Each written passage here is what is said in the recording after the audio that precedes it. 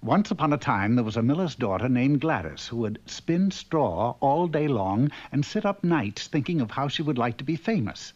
Night after night, she would think of all the things she wanted to be. But as for figuring out a way to be them, Gladys was at a loss.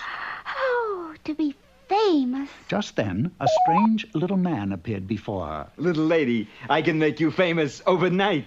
Who are you? I am what is known as a PR man. PR man? Public relations, my dear. Public relations. It is my business to glamorize the unglamorous. In my hands, the pedestrian becomes splendorous, the prosaic resplendent. What do you do, baby? Oh, I spin straw. That's it. You spin straw. So? Don't interrupt. It's coming. What? The idea, the spark. I got it. You spin straw into gold. Yeah, but I can't spin straw. Doesn't matter. I'll do the thinking. Now I'll just contact the trades. But wait. Just leave it to me, please. And so it happened that overnight Gladys did become famous. Of course, nobody had ever seen the gold, but through the PR man's magic, and since it had appeared in all the papers, the people believed it. All of them, everyone. Even the king. Gold out of straw? Bring that girl here! And so Gladys appeared before the king. I understand you spin. Not only do I spin, but I am the best spinner in your entire kingdom. I am so good. That you spin straw into gold, right? Well, I'm going to put you into a room full of my very best straw and have gold. But... Of course, if you can't, you'll be locked forever in my darkest dungeon. Oh. Not so fast, king boy. Release that girl. My client is not giving gold away, you know. However, she will spin for you one room full of gold on one condition. That if she does, she automatically becomes your wife and therefore the queen. Well... give me the pen already. I'll sign. Gladys signed too, and the king left her to her task. Well, now what? Have I ever let you down, baby? Watch. And true to his word, the little man spun a room full of gold. Why, that's amazing. I know. Now, look, dear, our business ends right here. You are now rich and famous, so until your firstborn comes into the world, I bid you adieu. My firstborn? Just read the contract, my dear, the fine print right there. So, Gladys read the fine print, and there it said in black and white that her firstborn child must go to the little man. Well, about a year afterwards, a beautiful child was born to the king and queen. Hello again. I have come for the child, according to the contract. What the little man didn't know was that in reading the fine print, Gladys had found the loophole. I have found the loophole. Oh, no, not the loophole. Yes, quote, if the party of the first part, that's me, within 3 days discovers the name of the party of the second part, that's you, the party of the first part shall keep the party of the third part, that's him. But that may not be as easy as you think. Go ahead, lay a name on me. So Gladys laid a name on him. Tom. It was the wrong one. Harry. Alfred. Dick. Bill. Lowry. Sam. She spent all that day thinking of all the names she could, but none of them were right. Oscar. No. Edward. Roger. Leon. Charlie. Theodore. And the second day went as did the first, and as it ended... Louis. Like, Gladys was in despair. Oh. Just then there was a knock. Come in. And the door swung open to reveal a very round man dressed as a town crier. Like, you don't know me, ma'am, but I've got to hip you to some news. Like the other day, I'm walking through this cool forest when, ma'am, what do I see but this little cat doing this Weirdsville routine? Like he's going... Skoo-skoo-ba-doo, oo-bop, she-bam. I am the Rumpelstiltskin man. The king's got his gold, the queen's got her fame, and their baby will have my Rumpelstiltskin name. Now, isn't that just too coo-coo? Yeah, coo-coo. So the next day, when the little man appeared again, the queen said, Skoo-skoo-ba-doo, oo-bop, she-bam. You are the Rumpelstiltskin man. man, right? Right. Oh, man, I really goofed. And so Gladys and the king lived happily ever after, and Rumpelstiltskin was never seen in the kingdom again. There were several reports concerning a young girl who could make diamonds out of turnips. But, of course, that was in another kingdom, and you can't believe everything you read in the papers.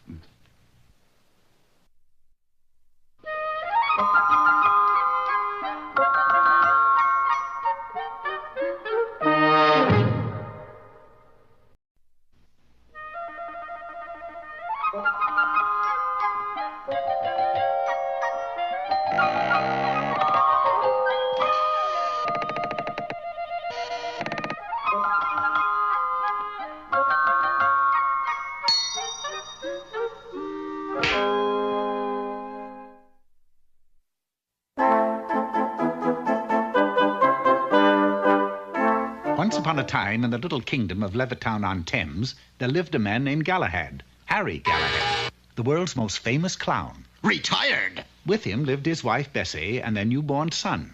One day, Harry took the infant to be registered with the town clerk. Have you chosen a name for this child? Yes, sir. Sir. Very well. And before Harry could stop him, the town clerk had written the baby's name in the town register, Sir Galahad. But that's not his name. Sorry. No changes allowed in the town register. What kind of a name is Sir? Everybody will laugh at him. What were you going to call him? Arbuthnot. And so, from that day on, the baby was known as Sir Galahad. Sir's future had already been decided for him by his father. You're going to be a clown, just like Daddy. When he was just a toddler, it was drummed into him. A clown, you're going to be a clown. That's showbiz. And later, when he would come home from school... Sir, go to your room, do your clown work. But though Sir's father tried to develop the boy's interest in clownery, Sir just didn't seem to have his heart in it. For you see, he really wanted to be a knight.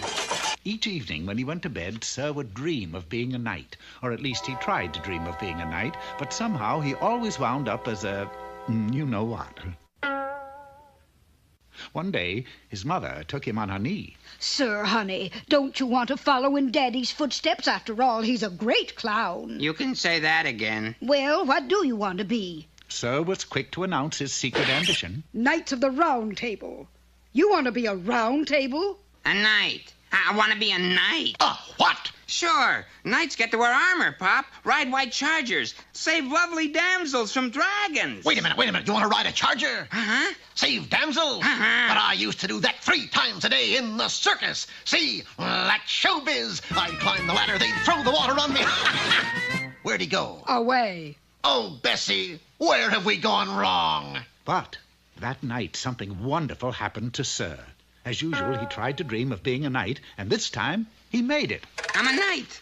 A knight in shining armor. What ho there, looky! That's lackey. Oh. Well, anyway, fetch my white charger. Okay, Prince Valiant. That's a white charger? You're a little late at the post. Sir Shoemaker got the last good mount. And so, Sir Galahad mounted his steed and set off for adventure. He soon found that riding in shining armor was a little harder than it looked. Still, he sought high and low for a damsel in distress, till suddenly... Help! It's her! My damsel! As one, horse and rider flew to the rescue. I hope it's nothing trivial. Trivial indeed. Just over the hill was a damsel in absolutely the worst kind of distress. Never fear! Sir Galahad's here! Well, Sir Galahad set to work to slay the dragon, and this, too, turned out to be very hard work. Matter of fact, it was just like chopping down a very large tree with a very small axe. But finally, the job was done, and the maiden gazed lovingly at her conquering hero. You've probably guessed that I'm a princess. I sort of had a hunch.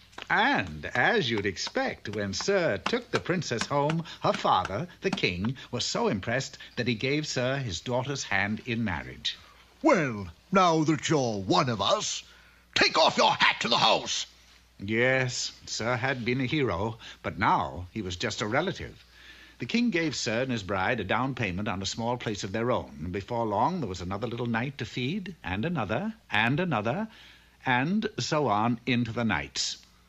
Sir's days were taken up with his new duties as lord of the manor, for there were no wars to fight, and his wife frowned on his rescuing any more damsels. When you finish the dishes, remember the moat needs cleaning. I should have married the dragon. Then, 20 years later, much to Sir's delight, another war broke out. His armor didn't fit as well as it might, but still he had to defend the kingdom from threatening invaders. Alone, he sallied forth against overwhelming odds, and because he had fought so bravely, he received a hero's welcome with full military honors. With a start, Sir woke from his dream. That's a hero's welcome? The next morning, Sir's parents were still deeply troubled. Harry, if being a knight is so important to him... You're right, Mama.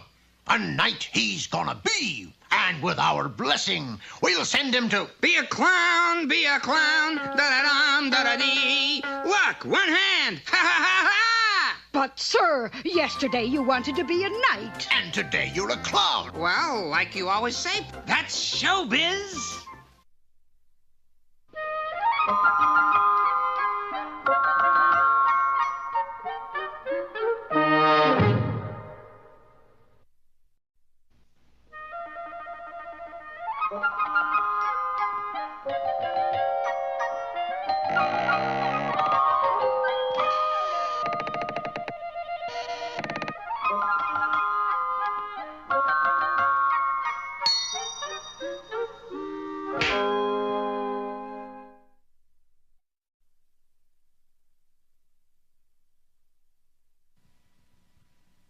You all remember the story of Sleeping Beauty?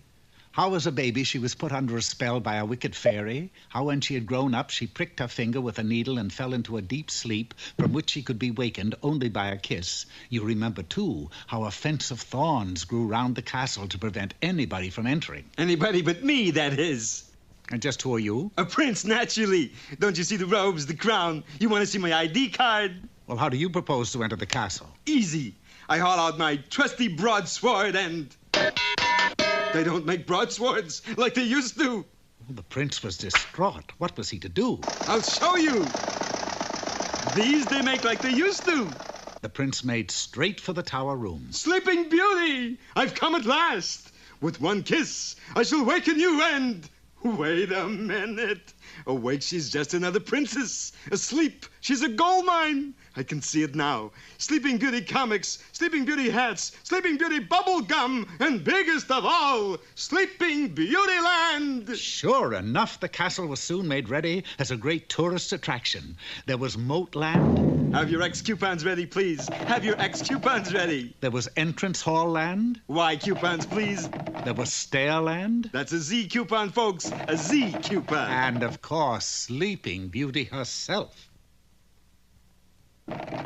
Sleeping Beauty Land was clearly a great success. 1,000,001, 1,000,002. Sorry, the castle's closed till 8 a.m. Hold it, Junior. I'm Yolanda, the wicked fairy that put Sleeping Beauty to sleep. Well, that calls for some free coupon books. Books? Look, I want half of this whole setup, or else. Else what? Else I use my magic powers to wake her up. Well, now, we can't have that, can we, partner? And you are my partner, and a charming one at that.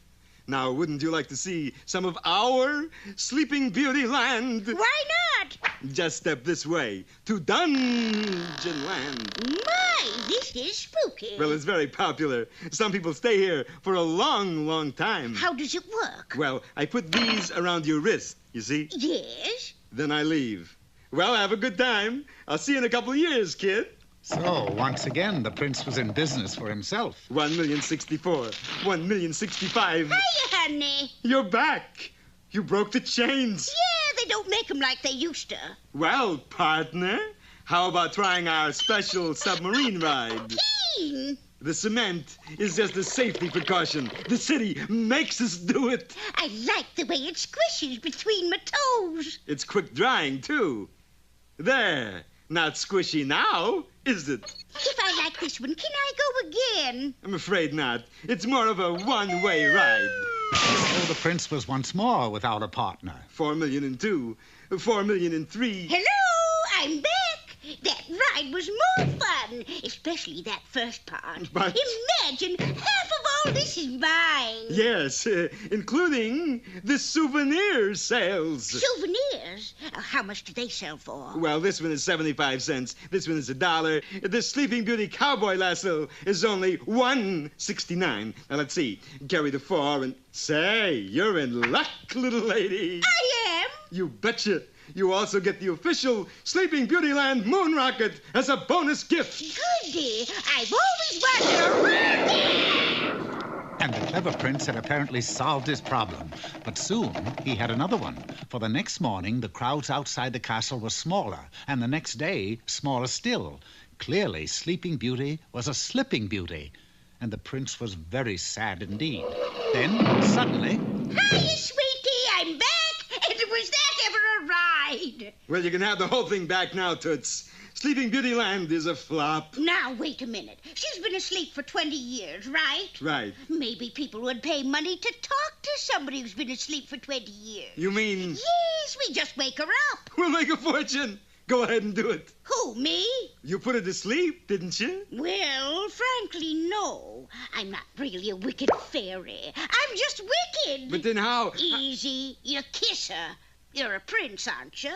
Well, not exactly. I never joined the union. I really make my living beating pigskins. You mean... Yes, I'm a hog flogger. But just then a remarkable thing happened. Sleeping Beauty's eyes opened, and she sat up. Don't worry, kids. I wasn't really asleep. Then why the big 20-year act? I just wanted to see if I could make it in showbiz.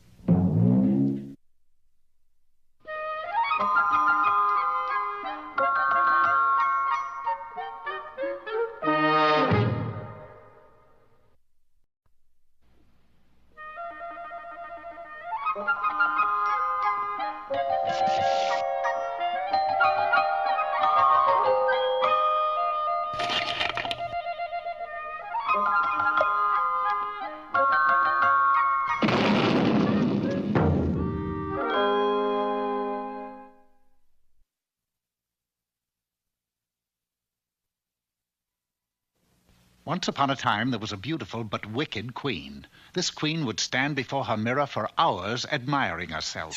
It was a very special kind of mirror.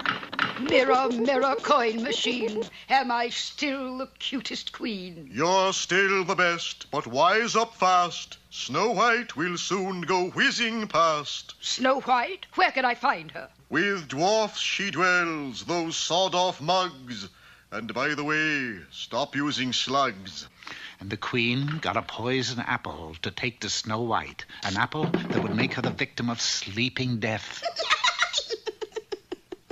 In a little while, the queen was approaching the quaint old house of the 7 dwarfs. It wasn't very difficult to find. Inside the house, a plan was taking shape. Now, that's it, boys. Look sharp. This could be a gold mine, a veritable... Well, welcome to the 7 Dwarfs Health Club.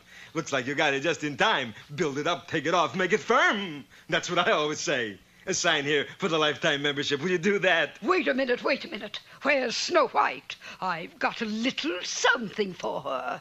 Soon as she eats it, I'll be the fairest in the land. Dear lady, did you know that you could be the fairest in the land forever? Forever? How? The 7 Dwarfs Health Club, of course. 7 dwarfs? I see only 6. You sure I could stay the fairest? Come on now. Would I kid a queen? The vain queen was so desperate to stay the fairest that she signed the contract and gave her crown as payment. Then, one day, several weeks later... Mirror, mirror, put me straight. Snow White or me? Now who's first rate? Good kid you are and rather sweet. But Snow White's the one. She's got you beat. Oh! So, once again, the queen got a poison apple and went to the 7 dwarfs' house to find Snow White. But this time, the dwarfs had a brand new enterprise. Welcome to the 7 Dwarfs Dance Studio. Walk in, samba out. Never mind that. Here's Snow White here. And 1, 2, 3, and 1, 2, 3. Cut that out! Where's Snow White? Never heard of her. Put a little fun in your life. Try dancing. Who's this big guy? I thought you were all dwarfs. Please, lady. Shh, quiet. He's got glam trouble. It's nothing to laugh at. Now, This is for a lifetime membership to the dance club. Sure enough, this time the Queen traded all her jewels to the dwarfs. And some weeks later... Mirror, mirror, 1, 2, 3, is there one as fair as me? Fair at what? Not dancing, pray. Snow White now leads in every way. The Queen was clearly slipping fast. All right. Where's Snow White? Will you look at that posture? That hair. And my dear, those clothes. No good. If you want to be the fairest in the land, you'll need a lifetime membership. The Seven Dwarfs Charm School. Fairest in the land, eh? How much? At this time, the Queen gave the deed to her castle to the dwarfs. So when she returned home, it was to an empty lot. Mirror, mirror on... I know. Snow White at the dwarf's place, in that order. Listen, wiseacre. Snow White isn't at the dwarf's place where you keep sending me. With dwarfs she dwells and... All right, I'll show you. See, no Snow White here, just dwarfs.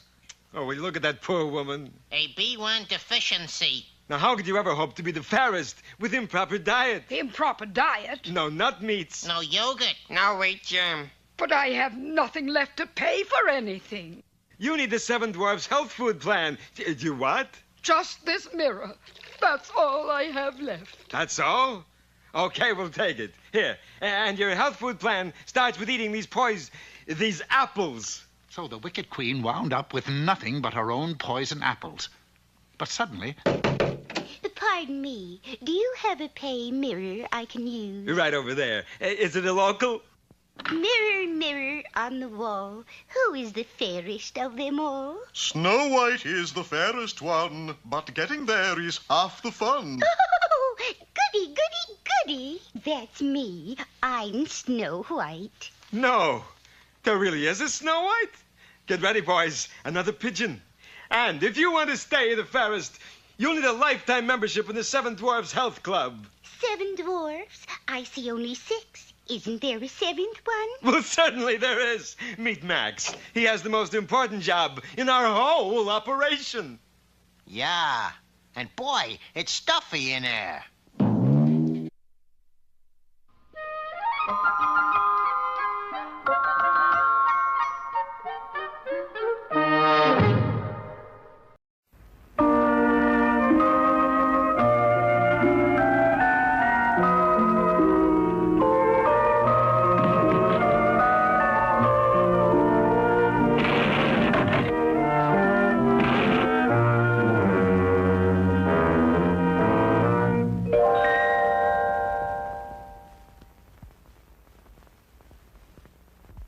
Remember King Midas? He had a gold mine at the tip of a finger. Everything he touched turned to gold. For instance, that golden statue in the corner, that was once his daughter. Yes, although it was a fabulous talent, it had its drawbacks. Ah, wonderful. Catfish for dinner. But no sooner did he pick it up than the catfish became a goldfish. I've got it. I'll hire somebody to feed me. And so he was fed by Proxy, which was the name of his favorite servant. More problems, sire. Yes, if you please, Proxy. This relationship lasted almost 1 week, for on the 7th day, Proxy received his wages. What would you like, Proxy boy? A gold watch, gold tie pin? Pick it out. Proxy settled for a gold coin. He was smart, but not smart enough, for upon receiving his pay, he stuck out a hand to thank his employer. Proxy became a fountain in King Midas' garden.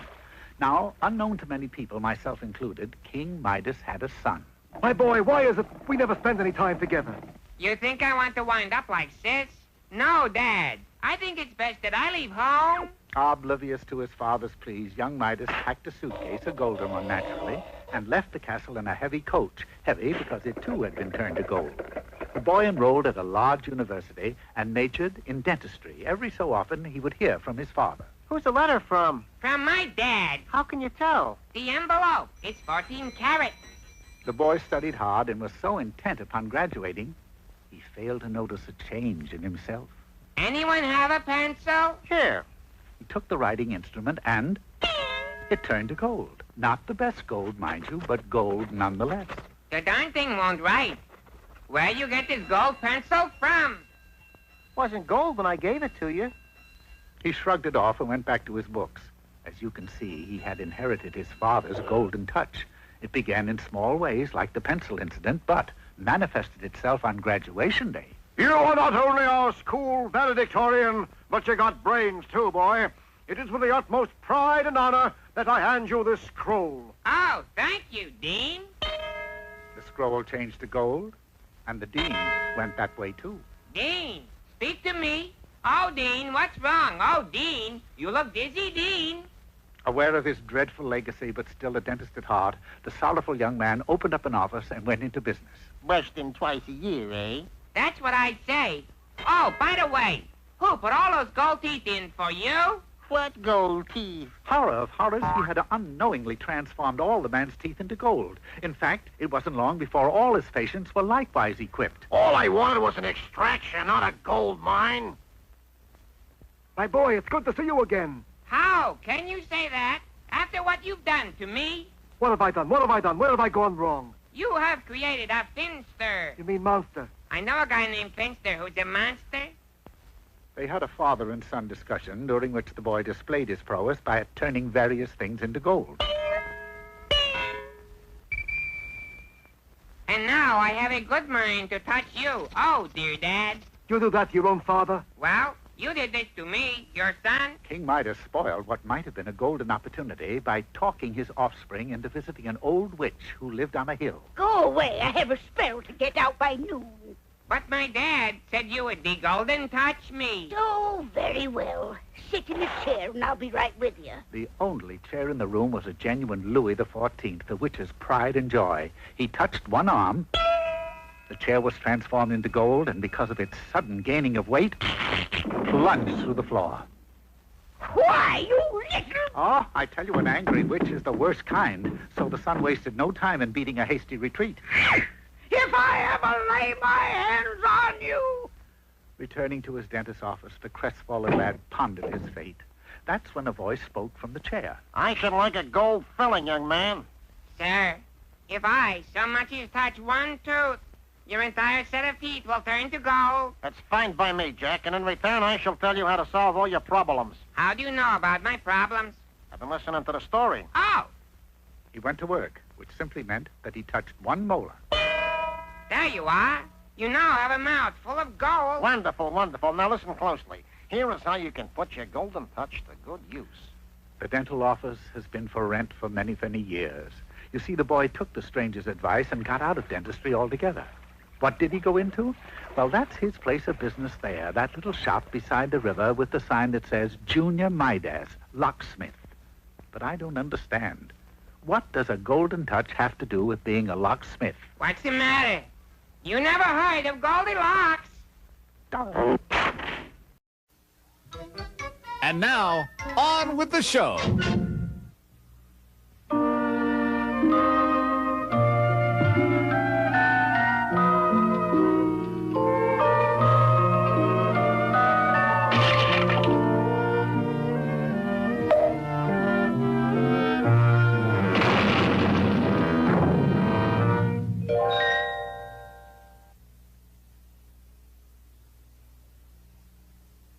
Once, a very long time ago, in a forest, there was a tree, which is a very nice thing to have in a forest. Now, in this tree, there happened to live a funny little man in a green suit with a pointed cap. He didn't live there alone, for he had a son, who was also a funny little man in a green suit with a pointed cap. Then one day, the son came to his father with a question that he had been wondering about for 50 years. How come we got to live in a tree? Because we're not ordinary folks, boy. How so? We're magic. Magic? Yep.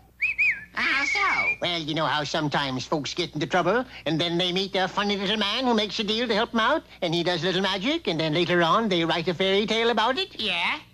Funny little man, that's us. And being that it was his son's 600th birthday, the little man went on to say, And now, sonny boy, it's time for you to go out into the world and make a name for yourself. If I do real good, will they write a fairy tale about me? Without a doubt. The son was very excited about this prospect, and bidding his father farewell, he skipped happily out of the forest and set out to make a name for himself.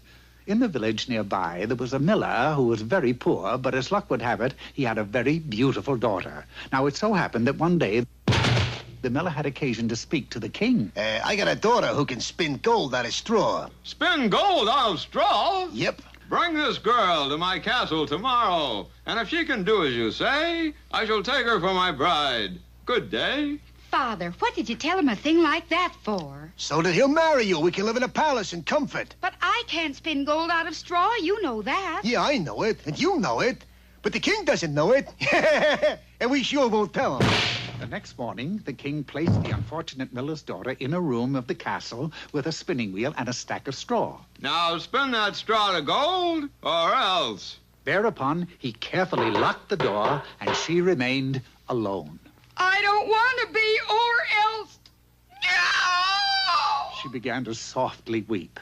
Now, the funny little man in the green suit with the pointed cap had heard about the young girl's plight, and he knew that this was the chance that he had been waiting for, so into the room he hopped. How do you do? Who are you? I'm a funny little man in a green suit. You could say that again. I'm a funny little man. Never mind. What do you want? I will spin that straw to gold for you if you will give me your first child after you become queen. My first child? Why that? Who knows? Makes the plot better. It was agreed, and the little man jumped to the wheel and in no time at all had spun a room full of gold. When in the morning the king found everything as he had wished... Wow! I'm rich! They were married, and the miller's daughter became queen. About 2 years afterwards, a beautiful child was born, and the little man appeared once again. Hi, I came for the kid. But you can't have my child. What will you do with him? Dress him in a green suit, make a funny little old man out of him. What else? No, I tell you what, I'll make a deal. If you can discover what my name is within 2 days, you can keep the child. Boy, won't this make a keen fairy tale someday? And with that, the queen called to mind all of the names that she could think of. Henry, Clyde, Newton, George, Marmaduke, Sidney, Frank. Nah. Then on the next day, she desperately tried once more. Ning Toy, Running Mouse, Cherry Nose, Charlie Brown. No, you have failed. Well, what is your name then? It's, Oh, then a horrible realization came to the little man. He didn't know what his name was. Wait here. I'll be right back. He dashed into the kingdom to see if he could find anybody who could tell him what his name was. Do you know me? No, I can't say I do. And with any luck, I never will.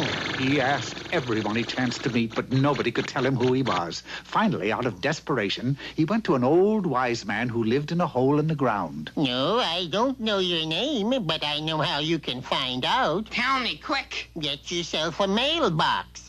Sooner or later, somebody will send you a letter. Then all you have to do is see what name is on the envelope. That was it. He was truly a wise man. Oh, I don't know. If I had any brains, I wouldn't be living in a hole in the ground. Now, would I? The little man did as he was instructed, and before long, he did receive a letter. He eagerly looked at the envelope, but when he saw what his name was, he was shocked. Rumpelstiltskin? What kind of a name is that? I can't go back to the queen and tell her that my name is Rumpelstiltskin. I'd be the laughingstock of the kingdom. And so the queen and her child lived happily ever after, for she never saw the funny little man in the green suit again. In fact, nobody ever saw the little man again because he was so ashamed that he changed his name to Louis Smith. And we all know that there's never been a fairy tale about Louis Smith. That is, until just now.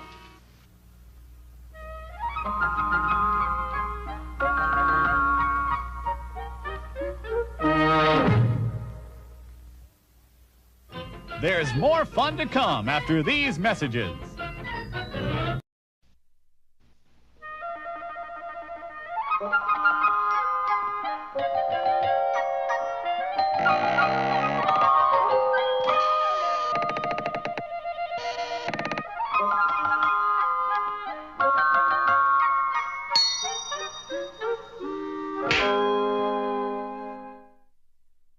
Once upon a time, there was a family of 3 sisters. The elder sister, Prunelda, was remarkably ugly. You might think that she was the ugliest woman you'd ever seen until you saw the second sister, Grimessa, who looked even worse. With 2 such hags in the family, it was surprising that the third sister, sweet little Beat, was very pretty indeed. And how do you think that made her sisters feel? Terrible! And what do you think they did? We treated something awful, of course. As a matter of fact, sweet little Beat was so used to her treatment that she took no notice of it. Prunelda, you'll just ruin that poker. Fun's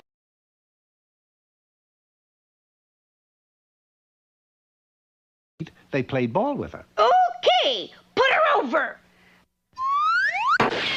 Please, girls, I have to polish the silver. Then, one day, as Grimessa was preparing another unpleasant surprise for Little Beat, Prunelda burst in with exciting news. His Highness, Prince Fascinato, was searching for a bride to share his kingdom.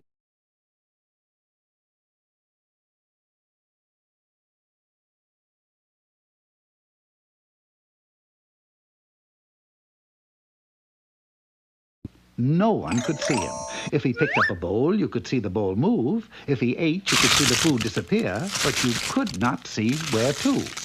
One day, the prince had said to his prime minister, You know, Winnie, I should be married. Yes, Your Majesty. I'm not on the throne, Winnie. I'm over here. Oh, yes, Your Majesty. There must be a girl somewhere who can see me. You line up all the eligible ladies, and we'll see if any of them can make the grade. So the Prime Minister had sent out word of the contest, and soon all the girls in the kingdom were in front of the castle waiting to see the invisible prince. Vendors were doing a brisk business in tip sheets and clues to what he looked like. Crystal balls were at a premium, and right at the head of the line were Prunelda and Grimessa. First girl. I see you. I see you. His Highness isn't here yet. Oh. The rules are as follows. You must first tell what the prince is wearing on his shoulder. Yeah. Second, you must tell what his bowstring is made of. Bowstring like in bow and arrow? Correct.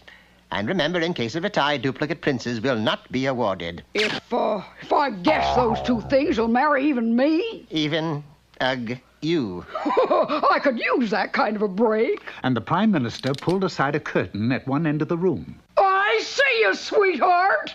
Let's get hitched. One moment.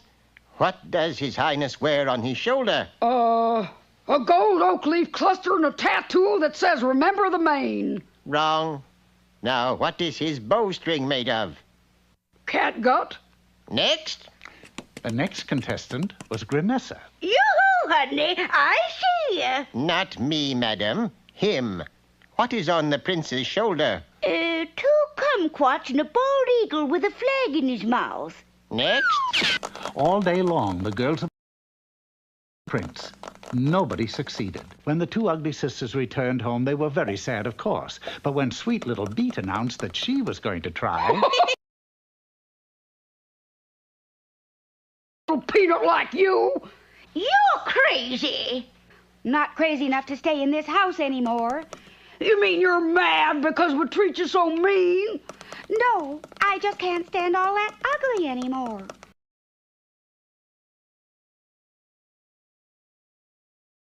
So, sweet little Beat went to the palace and straight up to the throne. Hey, you, where's the invisible prince? You.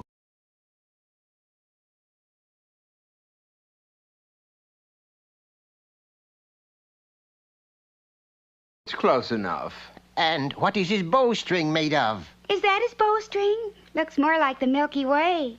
Your Majesty? It's true. Oh, fair maiden, you're the one for me. You're the prince? Yes. Let us be wed. You will be my princess, live in my castle. Yes, sweet little Beat was the only girl who could see Prince Fascinato. Her sisters who had followed her were amazed. You see him? Well, sure. Now, come on, let's go home. But aren't you going to stay here and marry the prince? Stay here? You forget. I've seen him. Believe me, he's uglier than you are. You know she's right. So the three sisters went home together and lived happily ever after, which of course points to a moral. Yes. Be it ever so painful, there's no place like home.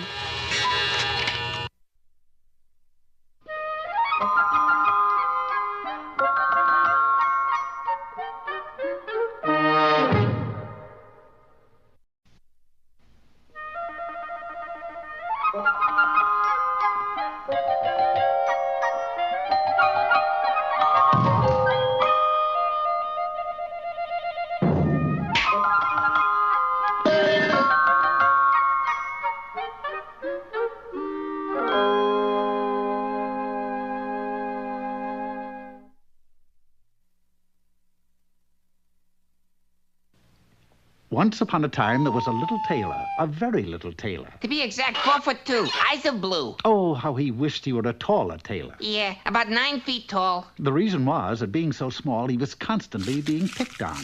When he ate his lunch, even the flies ganged up on him, 7 at once. Stop that buzzing! I can't even hear myself eat. But the flies kept on buzzing until the little tailor could stand it no more, and... Of course, that was the end of his lunch, but the buzzing had stopped. Listen, it's quiet. I got him! 7 with 1 blow! Not bad for a shrimp. The little tailor was so proud of himself that he immediately made a shirt which proclaimed his great deed and set out to tell the world all about it, even though, strictly speaking, it wasn't true at all. Town's gonna know, world's gonna know about 7 late hour 1 blow. 2 and 2 plus 1 add 2. Town's gonna know, world's gonna know about 7 late hour 1 blow. The little tailor left the town to boast to the whole world of his achievement. Along the way, he discovered a bird caught in a bush. He freed the little bird. I killed 7 with 1 blow. Yeah! And put it in his pocket. Before very long, he came to a wood, and seated on a tree stump was a giant. He was as big as the tailor was small.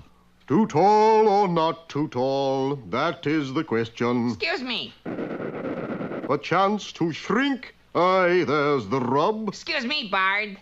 What do you want? Take a look at that. You killed 7 with 1 blow? You're such a little fellow.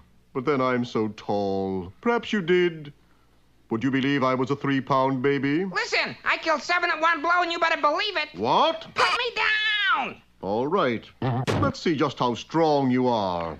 The giant picked up a stone and threw it so high that it almost went out of sight. Top that! I might be slightly overgrown, but I'm a throwing fool. Well thrown, but it did come back to Earth. That it did. I'll throw one that'll never come back. And the tailor, thinking fast, took the bird out of his pocket and let it fly, so to speak. And quick as a wink, it flew straight up and out of sight. Oh, that is good. That is very good. You are truly gifted with a golden arm.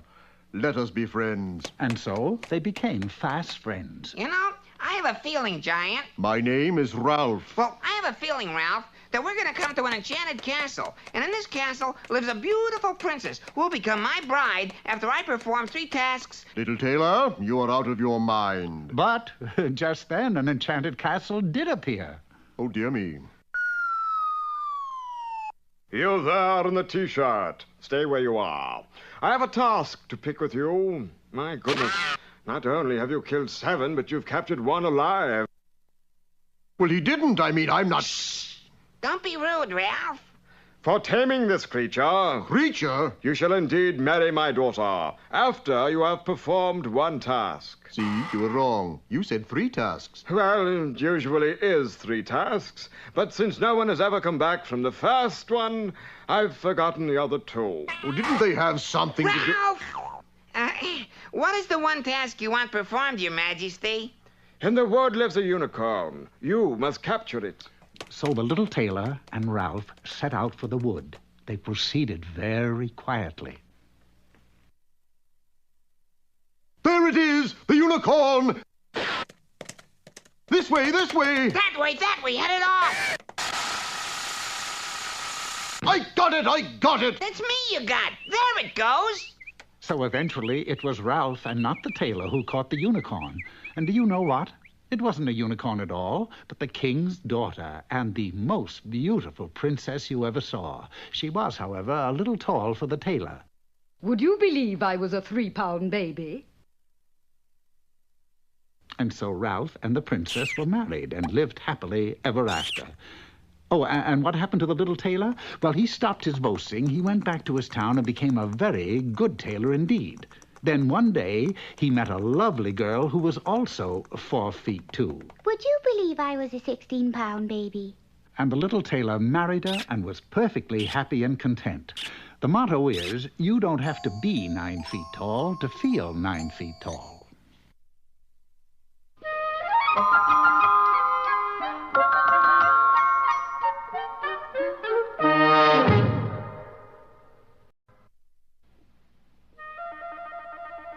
Once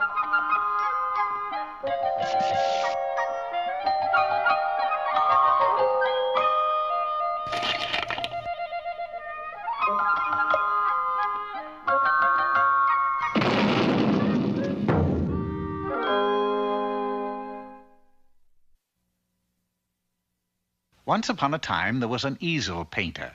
He was a good painter and made a modest living for his wife and himself. All was well except for one thing. The painter didn't want to be a painter. He wanted to be a shoemaker. I am drudging my way through life. I want to do something creative. Such as? Who are you? We're elves, obviously. We always considered painting creative. You call that creative, elves? I'll tell you creative. Making shoes, that's creative. Something for the feet. Something that lives. Something to last throughout eternity. Shoes that sing. You mean you want to go down in history like Herman Cappuccino? Herman Cappuccino? Herman Cappuccino, just the greatest little shoemaker that ever lived. When Hannibal crossed the Alps, whose shoes do you think he was wearing? Herman's? Herman Cappuccino. Ooh! Tell me, elf, how could I be a famous shoemaker like Herman Cappuccino? You gotta suffer. You gotta spend time on the left bank in Paris. Study. Visit the shoe stores. And all true shoemakers gotta suffer. And so, that night, the painter told his wife of his plan to become a shoemaker. His wife said, Shoemakers are not made, they are born. Why don't you forget it and go back to something sensible like painting? 9. Even 10. Anybody can paint. I want to sit in cafes, discuss shoe exhibitions, make shoes in a garret, and above all, suffer. So the painter left for Paris, leaving his wife to shift for herself. He entered the famous school, the Beaux Chasseurs, and spent months working from models. Then he made 15th century shoes, 16th century shoes, 17th century shoes, 18th century shoes. He made rabbit shoes, snake shoes, and kangaroo shoes. He even made high button shoes, low button shoes, even horseshoes. He made walking shoes, running shoes, sneaky shoes, squeaky shoes, but alas, he made no singing shoes. If only I could make a shoe that sings of spring, of love. How could I make a shoe with a soul? You gotta travel. Absorb different countries' culture. Yes, suffer. Not suffer, travel. Get with it, will you? Yeah, that's it, travel. So the painter went to Italy, Switzerland, Holland, and he made Italian shoes, Swiss shoes, Dutch shoes. But alas, he made no singing shoes. Then, one night, after he returned to Paris, he heard the most beautiful music. He followed the lovely sound, and there, in a bundle of rags, was a singing shoe. That is truly a shoe with a soul. What? I hope to tell you it's got a soul. I must have that shoe. Now, wait.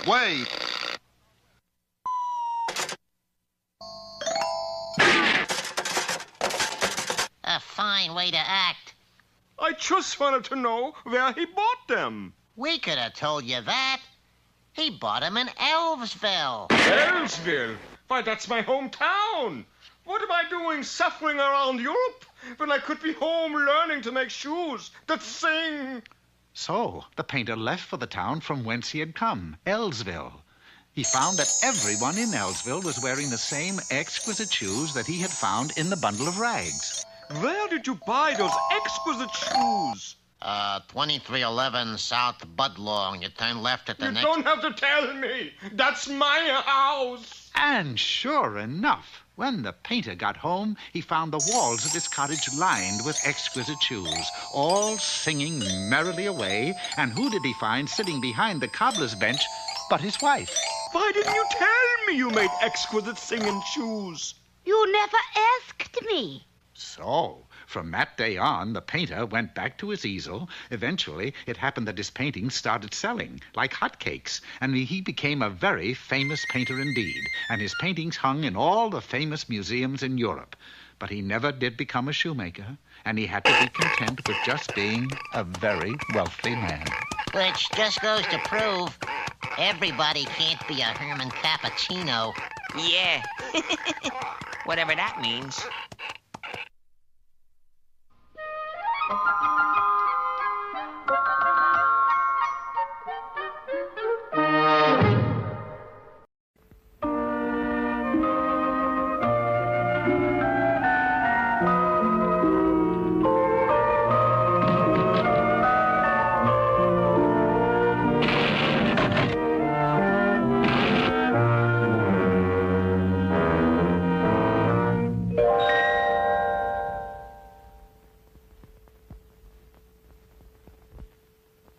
There was once a tinker who had 3 sons.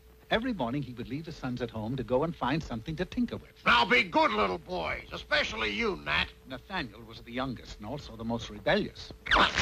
Now why did you throw that cake on the floor? Well, you said it was marble cake, and I wanted to see if there was any marbles in it. Nathaniel, if you're not careful, someday you'll hang. And off the tinker went. After 18 hours of tinkering with this and that, he finally trudged home, or at least to what was left of it. Boys, what happened? Nat lit a fire in the fireplace. But we didn't have a fireplace. I know. Nathaniel, someday you'll hang.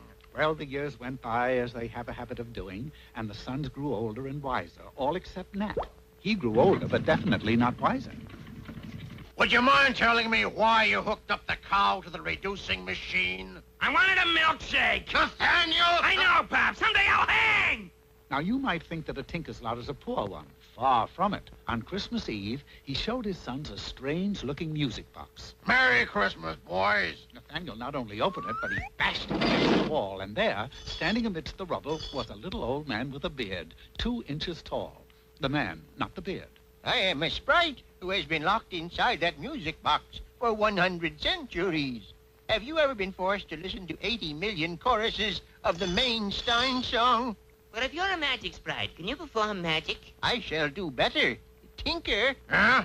You have 3 sons. They may each ask a wish, and I shall grant it. I should like to be rich. Richer than anyone in the world. The sprite pointed a finger, waved it, and at the young man's feet lay all the precious stones in existence. Sir, I should like to be married to the sweetest, most beautiful girl in the world. Again the finger, and lo, that wish too became a reality. And now you, young man. Look, you may fool the Bobbsey twins here, but not me. Go on, Nathaniel, make a wish. Sorry, Pop, there's nothing to wish for. I just want to be me, Nat. And a Nat he became. Nat, speak to me. Buzz a little anyway. Hey, this is terrible. I beseech you, Sprite, return Nathaniel to his former self. 3 wishes are pretty rough on an old codger like me. I tell you what, I'll come back in a month and grant each of your sons 1 more wish. And with that, the sprite vanished. The music box reassembled itself, and all was as before, except for Nat. Don't fret, Nat. In 1 month, you can make another wish and change back. You think I can wait a month? Not me. Out of the window he flew. Not very far from the tinker's house was an old hut that belonged to a witch. Nat figured, and rightly so, that the witch could change him back to his former self. But in the midst of his flight, he passed over an elderly woman who was having a picnic. As long as I'm a Nat, I might as well have some fun. I'll dive bomber. Oh, that poor soul. Time and again, Nat zoomed at her. Time and again, she took a swipe at him, only to slip and land in a custard pie. The picnic was ruined. Tiring of such sport, Nat made a beeline, or rather a gnat line, straight into the witch's hut. She must be out shopping. Oh, well, I'll wait. He didn't wait very long. If I ever lay my hands on that gnat that spoiled my picnic... Oh, my gosh, she's the witch. I got you, you little pest. Oh, spare me, Miss Witch. I'm not really a Nat, but Nathaniel, son of Tinker. Nathaniel? You're not the mean little kid who's the scourge of the neighborhood. The same. Boy, if I had a son, I'd want him to be as nasty as you. Us witches are proud of your work. Then you'll change me back to what I used to be? It'll be an honor.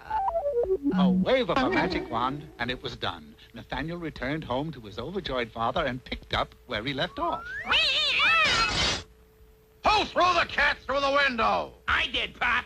I wanted to give him a pain in the neck. Nathaniel, someday you'll hang. 3 weeks went by, and the little man reappeared. Well, Tinker, I see your son Nat is no longer a gnat. Yeah, he was most fortunate. Will you still grant my sons a wish like you did before? I will. I have nothing to wish for, as I am content with the riches you gave me last time. And I am too happy with my beautiful wife to wish for anything else. What about you, Nathaniel? Like I said before, I just want to be me. No, don't say it again, Nat. Don't worry, Pop. You see this document? I had my name changed to Arthur, so I just want to be me. Art. The sprite pointed his finger, and he became art. A work of art. An abstract painting in a gilded frame. Alas, I lose my son again. The sprite vanished never to be seen again, and strangely enough, the Tinker's prophetic words came true. He said that someday Nat would hang, and he did, on the living room wall.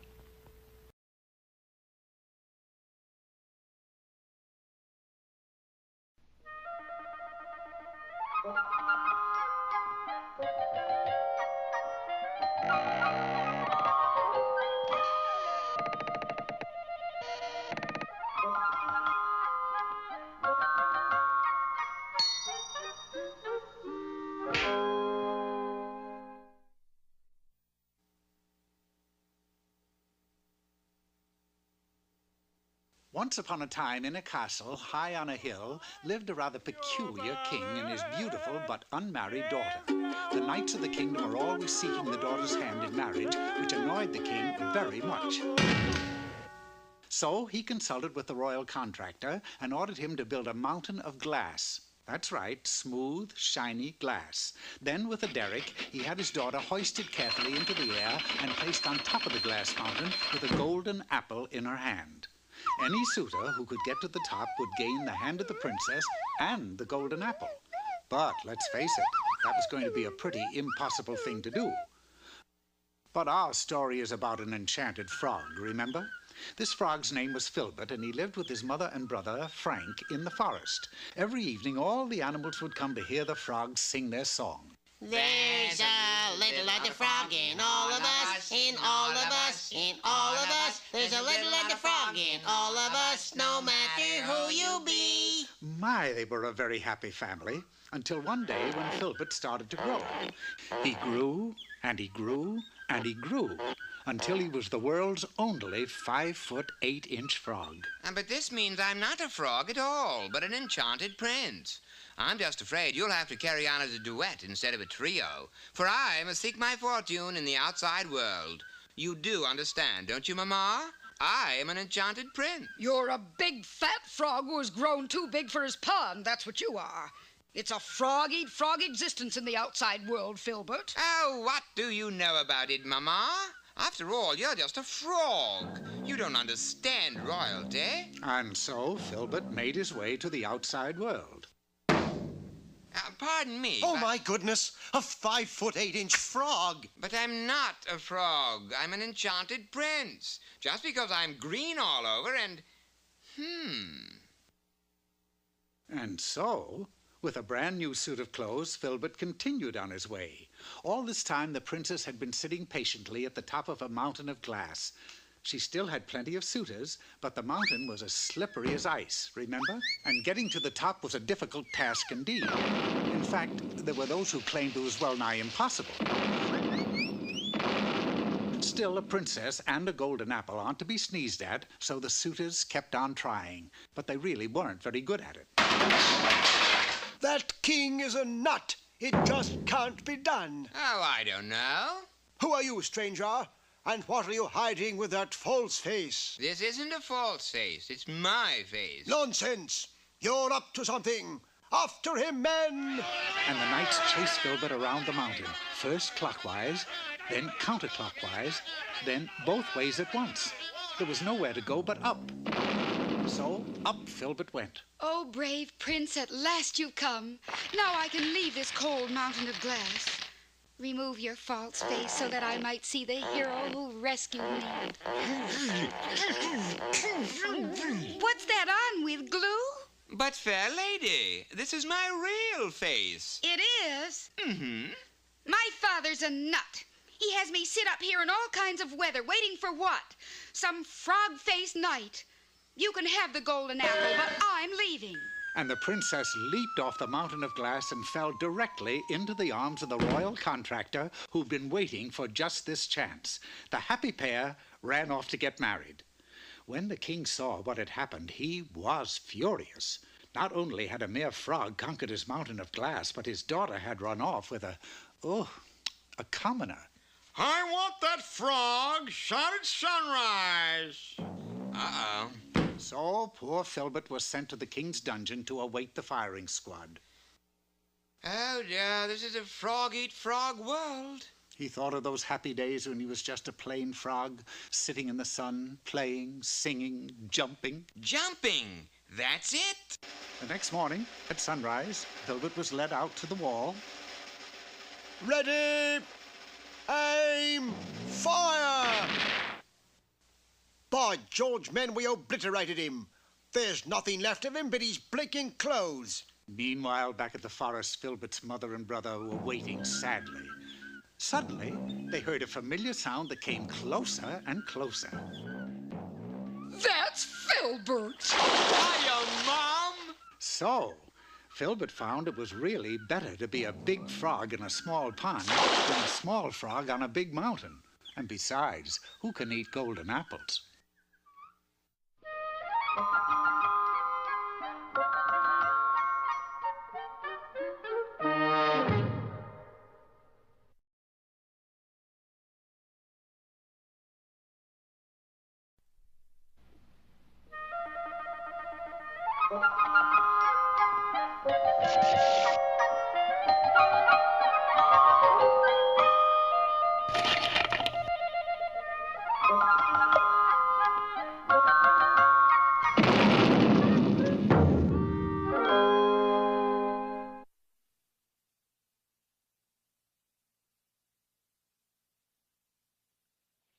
There was once an old fisherman who, in over 40 years of fishing, never caught a fish. Because of this, he was forced to live, with his wife, in a miserable little hovel close by the sea. But though they were very, very poor, he was very, very happy. But being so very, very poor made his wife very, very unhappy. No money, no food, no nothing. Just a kooky husband. Then, one day, as the fisherman sat mending his nets... Oh, alas, poor husband, you must surely be addle-headed. Why do you say that? Why else would you be so happy when we're so poor? Yeah, it does seem kind of silly, doesn't it? But you just wait. Someday I'm going to catch a fish, and then things will be different. The old fisherman didn't know it then, but things were to be very different very soon. For the next day, when he hauled in his net... Wow, I finally did it. I caught a fish. I caught a fish. Yes, it was a fine, big fish. And a most unusual fish, to say the least, for it spoke to him. How do you do? Oh, hello there. You know, you're the very first fish I ever... What'd you say? I said how...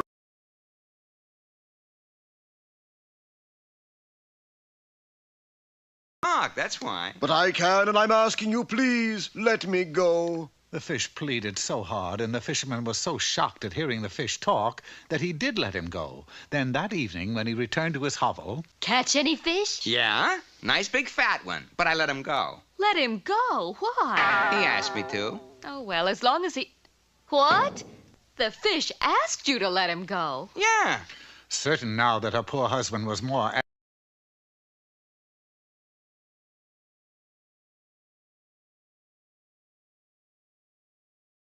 Oh, a talking fish indeed. Look, he did talk to me, and I can prove it. Early the next morning, the fisherman returned to the spot where he had caught the fish and called out loudly, "Talking fishy in the sea, please come up and talk to me." With that, the big fish returned to the surface and said, "You called?" "Yeah, my wife thinks I'm addle-headed because I heard you talk.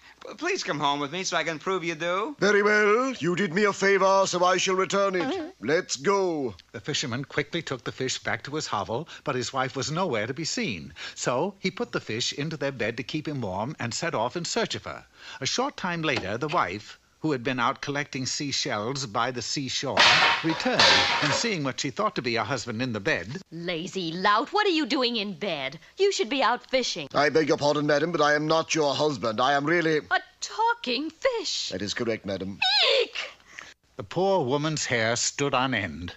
Then, 2 hours later, when the fisherman finally coaxed his wife down off of the roof... Ah, now you see, dear, the fish did talk. Okay, but get him out of here. Ah, but the fish, who, of course, had never been in a soft, warm bed before, liked it so much that he said... Oh, please don't throw me back into that cold, old ocean. Let me stay. No, I refuse to have a talking fish in my bed. Oh, let me stay. I will grant you 3 wishes. Oh, boy, 3 wishes. Hey, that could make us rich. The wife was delighted at the prospect of being rich and agreed to let the fish stay. Then they set about the task of making their first wish. Now, a talking fish is something you don't see every day. So, why don't we wish for a big theater so we can make people pay to hear him? So be it, number 1. The wish was granted, and they suddenly found themselves owners of the largest theater in the village. Now what? That's easy. Now we've got to wish for lots of tickets to sell. So be it. Number 2. The wish was granted, and they now had thousands of tickets. Everyone in the country wanted to hear the talking fish, so in no time at all, every ticket was sold. Oh, boy, look at the money. Oh, we're rich at last. We still have another wish coming, so let's use it. For what? Who cares? Anything. No, we better save it. He's right. After all, it is your last wish. Now, you stay out of this. Let's use it. Save it. But I think Use it. Save it. Use it. I wish you'd shut up. So be it. Number 3. Oops, I goofed. The third and last wish was granted, and the fish was never to speak again. Of course, the audience demanded their money back, and the fisherman and his wife were run out of town as frauds. Poor, once again, they returned to their hovel, where several days later, a strange thing happened. For a small cat wearing boots approached them, and, Howdy! That cat! It talked! Right. You see, I'm... But before the little cat in the boots could continue, the fisherman and his wife tied a gag around his mouth, and he could not say another word, which is just as well, dear friends, for Puss in Boots is another story.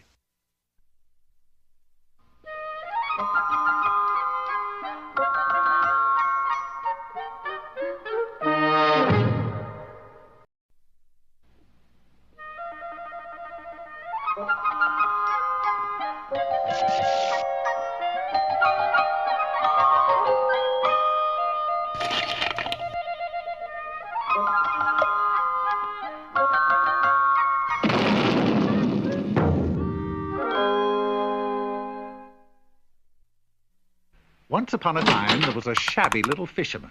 Shabby, but neat. He lived with his shabby but neat wife on a shabby but neat houseboat in the bay. Every morning, the fisherman kissed his wife goodbye and set out for the sea. One morning, when he was fishing near some odd-looking rocks, he felt a furious tugging on his net. When he pulled it in, he could hardly believe his eyes. He had caught a mermaid, an honest-to-goodness live mermaid. Oh, joy. What's so funny, fisherman? Young lady, you're going to make my fortune. People will pay anything to see a real live mermaid. But if you take me away from the sea, I'll die of a broken heart. Are you sure? It's the usual thing. Oh, dear, that would never do. And the fisherman cut his net and freed the mermaid. Fisherman? What's the matter? You catch your fins in the net? No, I've come to repay your kindness. Oh, that's all right. I promise to grant you any wish you may ask of me. Well, I sure do wish this net was mended. I'll do more than that. Hey! And suddenly, the fisherman was holding a beautiful brand-new net. It's true. Oh, wait till I tell Honey Bun. That night, the fisherman told his wife all that had happened. Why, I can hardly believe it. Say, Turtle Dove, why don't you ask me something? Oh, I don't know. Go on. Well, I could use a new apron. And so, the next day, at the rocks... Mermaid, mermaid in the sea, will you grant a wish to me? Little poem I just made up. What is your wish? Well, my wife would like a new apron. I'll do more than that. Go, she has her wish. When the fisherman arrived home, there stood his wife in a golden gown sprinkled with diamonds. Oh, it's everything I've ever wanted. But the next day, the fisherman noticed that his wife seemed moody and discontented. I feel so silly dressing up in a golden gown to do dishes in a houseboat. It's a nice houseboat. It's shabby. But neat. I don't care. You must ask the mermaid for a better boat. I don't think... But I do. Ask her for a boat. A big boat. So the fisherman returned to the rocks and requested a bigger boat for his wife. I'll do more than that. Go, she has her wish. When the fisherman returned home, he couldn't believe his eyes. In place of the houseboat rode an enormous yacht with diamond-studded smokestacks, ruby-encrusted portholes, a sterling silver anchor chain, and on the bow, a twice life-size figurehead of his wife. Well, she ought to be happy now. Milady instructs me to dress you for dinner. But I'm already dressed. This way, sir. Oh, isn't this just delightful? You're as rich as a queen. But if I can be as rich as a queen, why can't I be a queen? Oh, come on now. Go ask the mermaid. But I can't. Of course you can. Jeeves. Yes, milady. And the fisherman suddenly found himself on his way.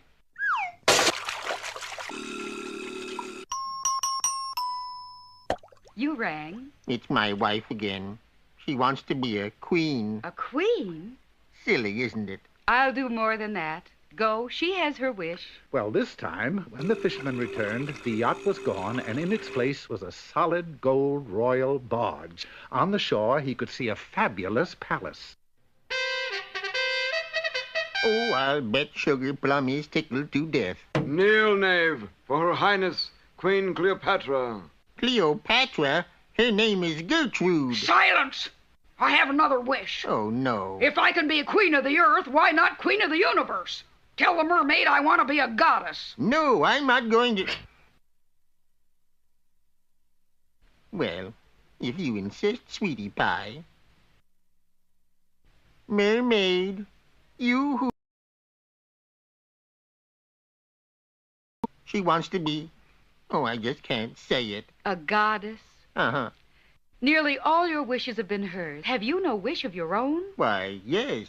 I just want her to be happy. I'll do more than that, fisherman. That was your last wish. Oh, I'm so glad. Go, your wife is happy. And when the fisherman returned home, there was his old houseboat, just as it used to be, and waving from the deck was his wife, just as she used to be. Tell me, honey bun, are you happy? But of course, what more could I want? Not even a new apron? That one's pretty shabby. Shabby, but neat. The moral of this story is obvious, I think. Be content with what you have, or it takes more than wishes to do the dishes.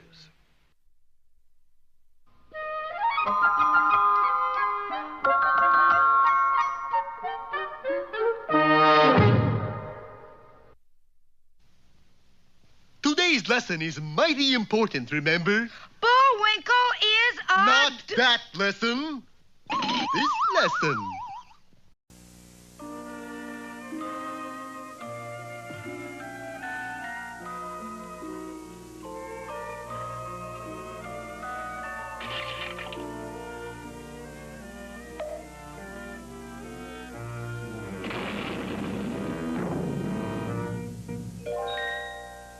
Many years ago, there was a year that was a mighty bad year for witches. They were everywhere, big ones, little ones, ugly ones, and uglier ones. In fact, there were so many that there just weren't enough people to go round to cast spells upon. Let go! I want to put him to sleep for 100 years. You let go. I'm going to change him into a chicken. But I saw him first. You did not. It got so bad that even the witches couldn't tell which witch was which. Then one day, as a little witch was searching the forest for a victim... If I don't find somebody to cast a spell on pretty soon, I'll... Then suddenly, the witch saw a little frog sitting on a log near a pond. Well, what have we here? We have a frog. What have we there? I'm a witch. That figures. And I'm going to cast a spell on you. Oh, come now. I'm already a frog. What else could you do to me? But the witch was desperate, and with a wave of her hand, she changed the frog into a handsome young prince. Oh, boy, boy. That felt good. Hey, what's the big idea? I don't want to be a handsome prince. I was happy as a frog. Well, I admit it isn't the kind of a spell we usually cast, but times are hard. Ta-ta, dearie. The young prince went back to the log and squatted down where he used to sit as a frog and dreamed of catching flies, but somehow it just wasn't the same. He even tried a few croaks. Me. Chug-a-rump.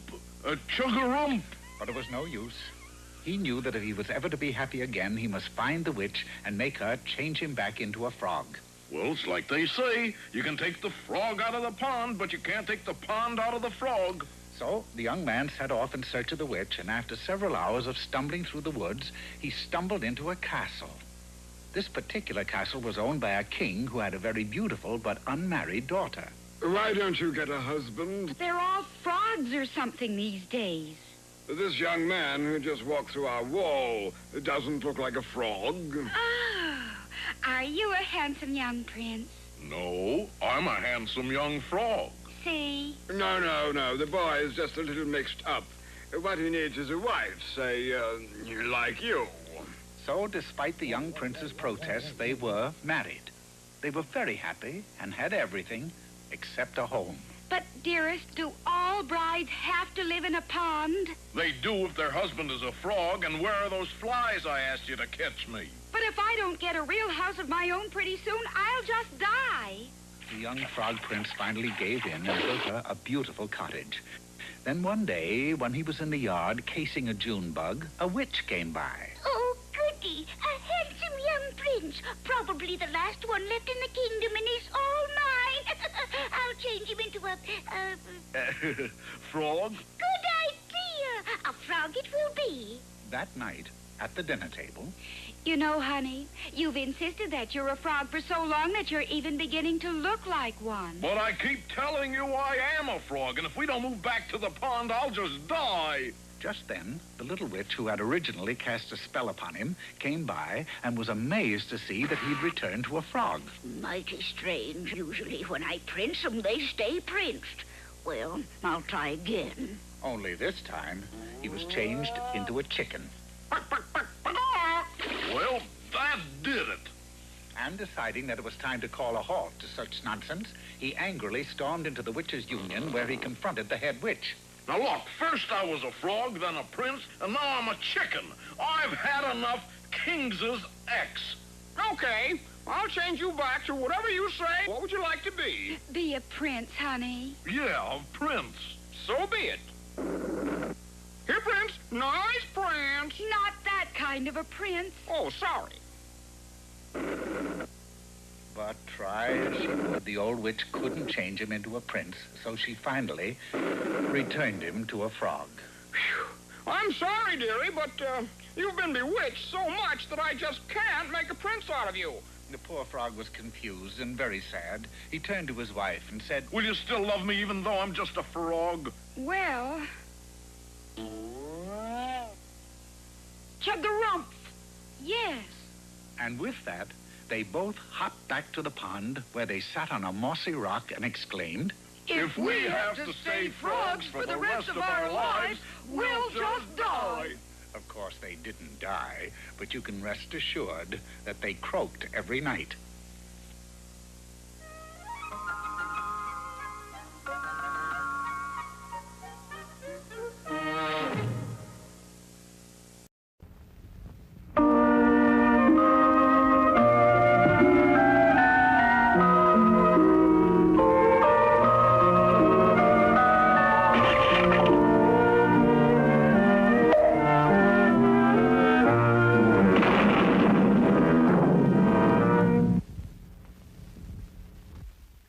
Once upon a time, there was a young farm lad who lived on a farm, which, of course, is where farm lads usually live.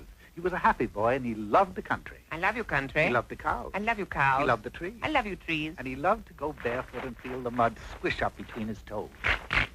I love you, mud, squishing up between my toes. But most of all, he loved Hilda, a beautiful honey-haired girl whose father was a wealthy merchant. Now I've come to ask your permission to marry the fair honey-haired Hilda. I await your answer, sir. The answer was not long in coming. Out! Oh, the the boy was heartbroken and certain that he had lost his true love forever. But Hilda, who had grown quite fond of the lad, had a plan. Father doesn't like you because you're just a country pumpkin. That bumpkin. But if you could become rich, do something impossible, and prove your bravery, I'm certain he would give his consent. Willing to do anything for the hand of Hilda, the lad quickly set off to the nearby city, where it so happened that the king, while taking his morning stroll through the marketplace, was set upon and bitten by a chicken. Ouch! Oh, the king sentenced the chicken to life in prison. Fortunately, the young farm lad chanced to pass the prison that very afternoon. As he did, the chicken reached out through the bars and... A rock tied to a note. Of course, it was little more than hen scratches. I am a magic chicken. Help me escape, and I will grant you 3 wishes. This was indeed a stroke of luck, and he wasted no time digging into the prison wall to free the chicken. In no time at all, he was inside. Then, by placing the chicken on his head and fluffing him up, he was able to walk out past the guard who thought he was an Indian. Hello, Chief. How, Kimosabe? Moments later, they were safe deep in the woods. You've done well. Now I shall reward you. What are the 3 wishes you wish to wish? Well, first, I wish I was rich. Oh, my, I get a lot of requests for that one. So be it. The chicken took the lad to a large stream where she instructed him to swim to the deepest part and return with 3 shiny stones from the bottom. In the boy jumped, sank like a rock to the bottom, and snatched up 3 shiny stones. I got them. Are they diamonds, rubies, or something like that? No, they're just shiny stones. You can throw them away now. You're rich. How come I'm rich? Simple. I just bet this woodsman that I could find somebody nutty enough to dive into that cold water and bring up 3 shiny rocks. You win, chicken. Here's my golden axe. The golden axe did indeed make him rich, and off he ran to show Hilda. Wonderful. You've completed the first task. But can you do something impossible? Oh, it's easy. I'll do that now. And I'll put the axe in the bank in my name. Hurrying back to the chicken, the young lad made his second wish. I wish to do something impossible. Going to the highest cliff in the kingdom, the chicken said one word. Jump! The lad said one word. Geronimo! And did. I say, what's the big idea? I thought I was going to do something impossible. You did. You just jumped off a 700-foot cliff and lived. By the way, we won another gold axe. Quickly returning to Hilda. Now all I have to do is something brave and we can be wed. Yes, once more, going to the chicken, he made his third and final wish. Something brave? All righty. And with a wave of her wing... Hey, what's the idea of turning me into a chicken? Because you're going to get a lock of ogre hair. Well, fine. What's the idea of turning me into a chicken? Snipping a lock of hair off an ogre would be a mighty brave deed, right? Right. What's the idea of turning me into a chicken? The ogre would be suspicious if he saw a young lad enter his castle with a pair of scissors, wouldn't he? Sure, and eat him up. But why a chicken? But if a chicken entered the ogre's castle with a pair of scissors... It suddenly became quite clear. Not even an ogre could be suspicious of a chicken. Off he raced for the ogre's castle and bravely went inside. Whom goes there? Whom? A chicken with a pair of scissors. You suspicious? No. A short time later, the ogre sat down for his evening meal, and when he lifted the lid off of his serving platter, out sprang the chicken, snipped off a lock of his hair, and sped away. That's the first time a chicken ever gave me a haircut. But I'm still not suspicious. His 3 tasks accomplished, all that remained was to have the magic chicken change him back into a lad. Unfortunately, the chicken, having granted the 3 wishes, had flown the coop and was nowhere to be found. The clock in the steeple was striking 5. His time was up, and there was nothing to do but return to Hilda as he was. Don't let the feathers fool you, Hilda. It's me. I've got a lock of ogre hair, and that proves I'm brave. Ogre hair or not, you failed. We cannot marry, for you're not brave. Farewell forever. Alas, it was true. He had failed. For as everybody knows, it's impossible to be brave if you're chicken. And the poor lad lived as a dumb cluck ever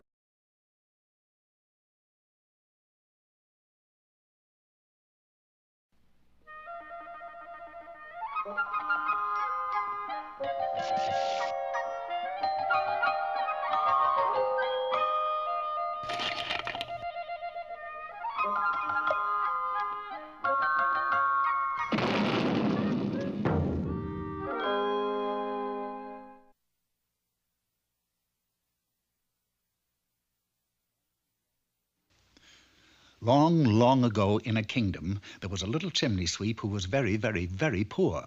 The reason that he was so very poor was that this kingdom had no chimneys. Why, after a whole year of hard work, he showed a profit of only 2 cents, and that had been left to him by a wealthy uncle.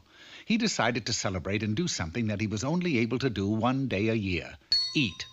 Now, ordinarily, 2 cents doesn't go very far, but if one uses his head and buys wisely... Special, day-old fish, 2 cents. Get 'em while they last. Hey, you want to buy a bag of oysters? No. Sack of shrimps? No. Carton of crabs? No. Ask me if I want to buy a day-old fish. Hey, you want to buy a day-old fish? No, but that's all I can afford, so give me a fresh old one. Sorry, I just sold the last one, but I'm going to give you a 7-day-old fish. Here. With that, an overpowering aroma filled the shop, and the little chimney sweep reeled dizzily and said, What's that odor? What you talk? I don't smell nothing. Now, the young man was hungry, but not that hungry. In 4 quick strides, he reached the doorway, but the fishmonger waved the fish at him and stopped him colder than a mackerel, a 7-day-old mackerel. When he came to, the fishmonger had a strange look in his eye, and he was saying, Hey, kid, this is a magic fish. It has lots of power. Oh, boy. Keep it with you, and you're gonna have a good luck. How much does it cost? Nothing. Just to get it out of the shop.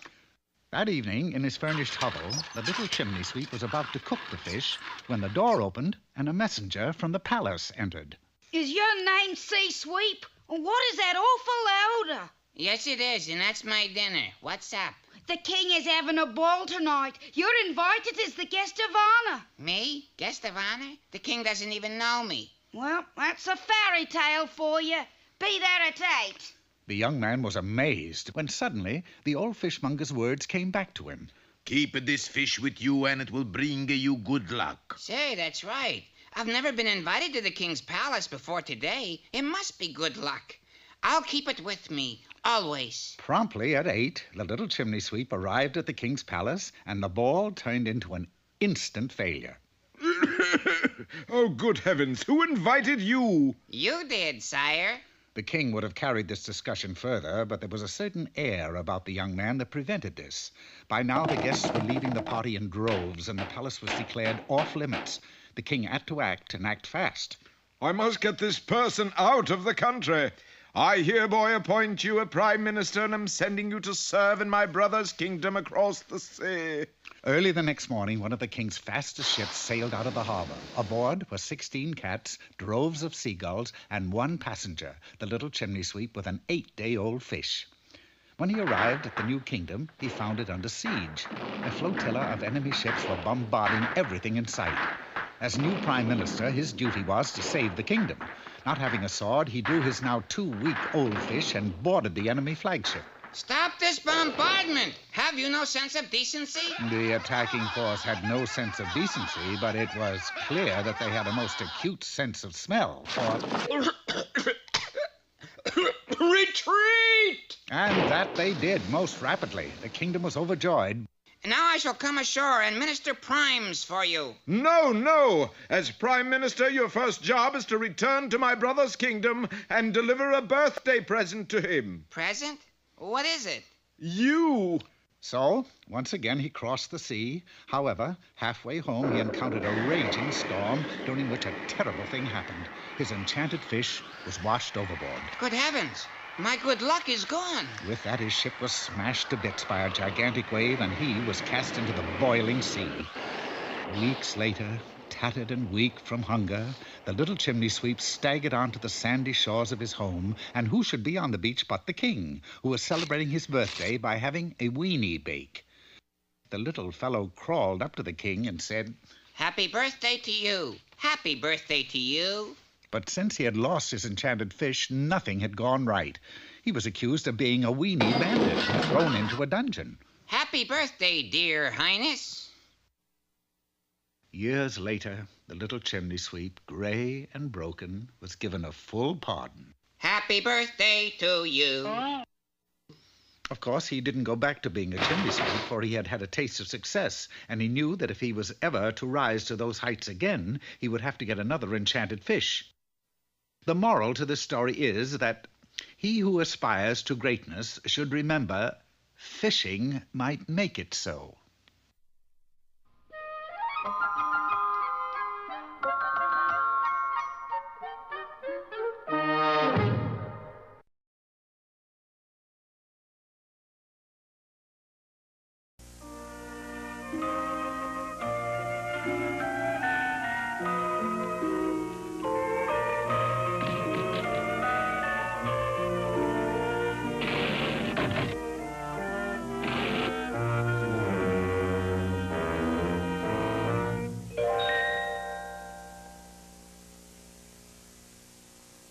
Once there lived a young man who, more than anything else, wanted to become a traveling minstrel. Yeah, like I want to wander through the kingdom giving concerts on my flat. You mean your flute. This is a flat. A flat is like a flute. You might say it's sort of a flat flute. He had practiced the flat for 5 years and at last felt he was ready for his debut. He rented the Hamlin Concert Hall, dressed in a variegated suit of clothing, billed himself as the Pied Piper. The house was filled, the lights were dimmed, silence fell over the great hall, and he began. Unfortunately, however, even after he had begun to play, the hall was still silent, for the flat was such a high-pitched instrument that no human ear could hear it. The only ones able to hear the flat music were the mice of the kingdom, and they did not like what they heard. Oh, my, no. Ooh, that is piercing. That's the flattest I ever heard. Let's cut out of here. I can't stand it. And with that, mice left the kingdom in droves. But the audience, still unable to hear a thing, just sat, waiting for the concert to begin. In fact, they sat for 2 weeks before they knew it was over. It seemed as though the poor Pied Piper was a flop as a flautist, but a roaring success as an exterminator. Doing the only thing left for him to do, he took his flat and opened up an exterminator business, and was summoned by the king for his very first job. Hi, Highness. You have an exterminating job for me to do? Yes, I do. Fine. What's the pest? Rats, cats, bats, lice, mice? No, my mother-in-law. Mother-in-law? But mothers-in-law are human. Oh, yeah? You fat pumice little worm! King or no king, you're a nincompoop! And let me tell you... That's human? But only mice are able to hear the flat music. And if your mother-in-law can't hear it, it couldn't possibly drive her away. Well, what do mice have that mothers-in-law don't have? Why are they the only ones that can hear you flat? Well, maybe it's something they eat, sire. This set the king to thinking. Eating lots of carrots gives you good eyes. Mice eat lots of cheese. Maybe that's what gives them good ears. I think that's logic, sire. I'm going to feed that old meanie cheese until it's coming out of her big ears. And with that, the king gathered up cheeses by the score and set them before his mother-in-law. Look, Mama, all for you. You open your big mouth now and eat all you want. You're being nice to me. What are you up to, Weasel? Nothing. They're poisoned, aren't they? Oh, come now, Mama. Would I try to poison my own mother-in-law? Yes. You're right. What? I said they're all right. Watch, I'll eat some. The mother-in-law watched the king closely, and when he didn't drop dead, decided it was safe and tried some cheese herself. Say, this is good. Oh, the plan was working, but in order to keep her eating, the king had to eat cheese too. For 3 months, they ate gobs of Gouda, pecks of provolone, racks of Roquefort, and lots of Limburger. Finally, the king figured it was time to put the scheme to a test. Psst, Pipey, now, give a blat on your flat and we'll see what happens. Right, sire. What was that? It worked. The cheese had done the trick. They had both heard the flat clear as a bell. Now, the mother-in-law could be exterminated with no trouble at all. The king packed her bags, had a carriage waiting at the front gate so that she could make a quick getaway, and sent the piper off to do his stuff. The Pied Piper played his flat for the mother-in-law like he had never played before, but with rather surprising results. My, what haunting music. Where could it be coming from? Why, it's you. Yes, ma'am. Doesn't it give you that want-to-run-away feeling? Heavens, no, I simply love it. More. Play more. The Pied Piper, never having had anyone like his flat music before, immediately fell madly in love with the king's mother-in-law and played for her with all of his heart. Like, go, man, go! That awful flat music. Stop that this instant, you. I command you. See here, Runt. I happen to like flat music, and if you don't, you know what you can do. The king did know, and he did. He dashed to the waiting carriage and he sped away for parts unknown, never to be seen again. Now then, are you ready, dear? Yes, my love. It was quite clear that the king's mother-in-law and the Pied Piper were meant for each other, and they were soon married. In the months to follow, it was decided that all in the kingdom should be allowed to enjoy flat music. So the castle was converted into a concert hall, and flat concerts were held nightly. And oh yes, to ensure the audience of hearing the music, the eating of cheese was highly encouraged. Instead of a popcorn stand, a cheese stand was put in the lobby, so when the patrons came to the concert... Yes, sir. Would you like some cheddar? No. Camembert? No. Gorgonzola? No. Well, for pity's sake, what do you want then? Take me to your Liederkranz.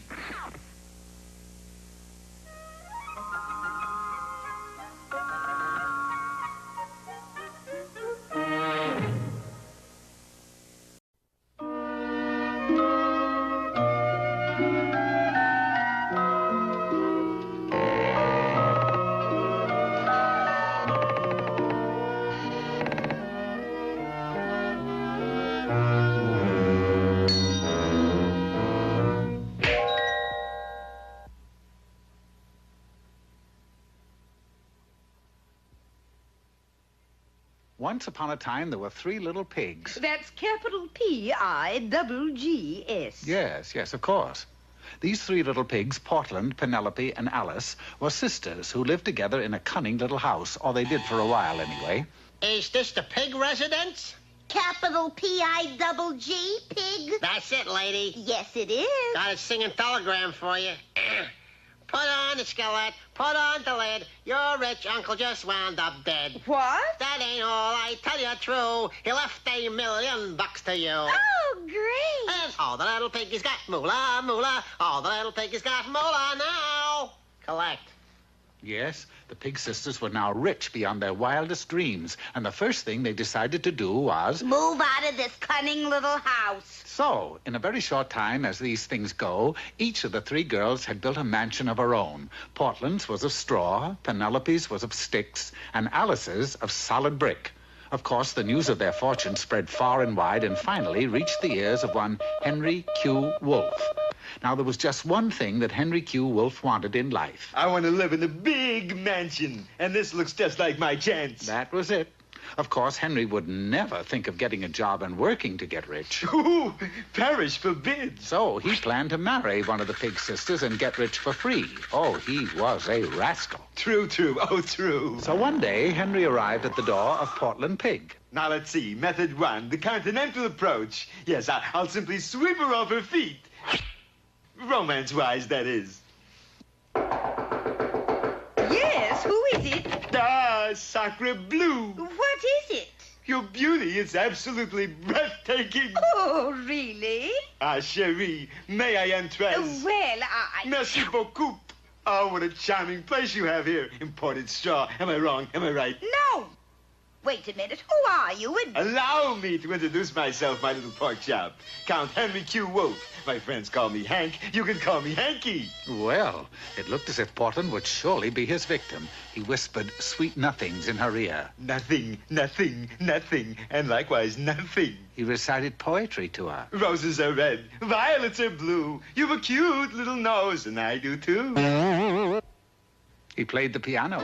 He even showed a keen interest in good books. Oh, this man has a soul. Portland seemed most impressed, and Henry, felt that now was the time to pop the question. Ah, Portland, my petite cochon, will you marry me and make me the rich, happiest man in the world? Portland's answer came quickly. No. Oh, you play the hard to get. I ask you again. No. Would you like to think it over till tomorrow? I guess not. But if you thought this dampened Henry's spirits, you'd be wrong. Sure, there's still 2 sisters left, you know. So Henry dashed right over to Penelope's house. Let's see now, method 2, the caveman approach. Yes, who is it? Okay, beautiful, step aside. I'm coming in. Got the place done in early American stick, eh? Nice, I guess. But I'm gonna make a few changes around here, baby. See here, what do you want? Just you, that's all, honey bunch. I've made up my mind. You're gonna marry me, baby. How do you like them apples? Obviously, she didn't like them apples. Now, Henry had only one chance left, and he hurried to Alice's house. Method 3, the all-out approach. Oh, boy, this one's bound to work. Yes, what do you... I love you, I adore you, I worship you. I can't live without you. Yes, but I... Please say you'll marry me. But... Please. Well, all right, You said yes. Yes, you said yes. Oh, dear rich Alice, you've made me so wealthy, happy. But I'm... No time for buts, my pet. Come, let us fly together now. Well, they were married immediately, and they set off for a whirlwind honeymoon at Niagara Falls. Look, Alice, you see all the water? Yes, but That's enough. Let's go. And away they went back home, for the wolf couldn't wait to start living in the big brick mansion. Ah, this is the life, eh, Alice? Will you listen to me, loudmouth? I'm not Cassandra. Cassandra, would you come here, please? Coming, madam. I thought your name was Alice. That's what I've been trying to tell you.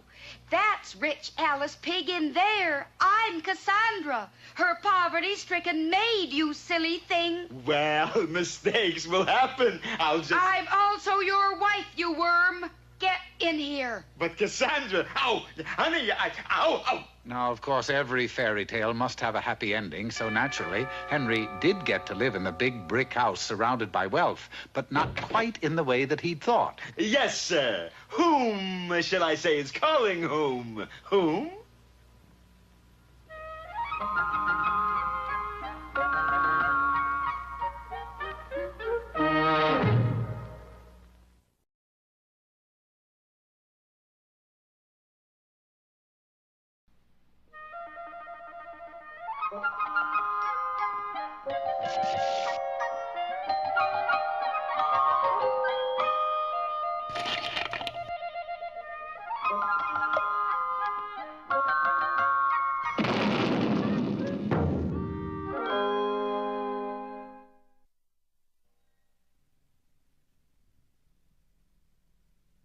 Once upon a time, in a little pond in the Middle West, lived an ugly duckling who wanted to be a movie star. I ought to be in pictures. Da da da da da. He was the star of his local dramatic club, and he was written up in his hometown newspaper for his acting in Cyrano de Bergerac, Hamlet, the Melancholy Duck, and Duck of a Salesman. But this kind of fame meant nothing to him. He wanted to be a movie star. I'm just ripe for some lucky scout to discover. So the ugly duckling left his little pond and journeyed far away to a place where all the big talent scouts came to scout talent. A place called Schwab's Swamp. All around him were pictures of the ducks who had been discovered there. Duck Benny, Duck Jones, Duck Rogers. Gee, even Duck Tracy. And sure enough, talent scouts were discovering ducks all around him. Hey, you. Me? No, him. Sign here. Hey, handsome. Yes? Not you, ugly, him. Will 1,000 a week be enough? But alas, nobody wanted to discover the ugly duckling. Ugly? Gosh, looks like I'm a has-been before I was even a was. My, for a duck, you are certainly a silly goose. What do you mean? You can't just sit there and wait for them. Make them discover you. By golly, I'd do it. Soon, the ugly duckling was standing before one of the biggest producers in town, J.B. Hogfat himself. Now get this, J.B. Don't you see, Captain? There's no time now. We are thinking of women and children. You're the only one who can get through safely. Go, take the last boat. I will stay and keep the ship off the rocks. Don't think of me. I've lived my life. Think of the children. Magnificent. Oh, you're a great actor, Duck. Then I get a contract? Of course not. You're ugly as a mud fence, but you were superb. Yeah, that figures. The ugly duckling tried and tried. Ah, my little pigeon, come with me to the swamp. In its dark, mysterious byway, you will come to know the ways of love, l'amour. Duck, you are greatest lover in world. But... You ugly. No soap. No soap. Still, the duckling didn't give up.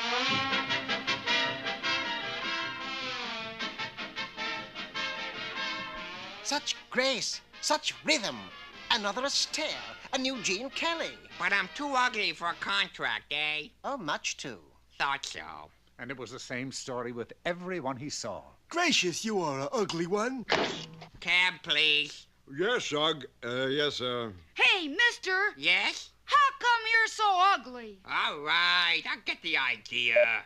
Broken-hearted, the duck returned to Schwab's Swamp. It's no use. I got a face that would stop a clock, even an electric clock. Oh, you silly goose. You give up so easily.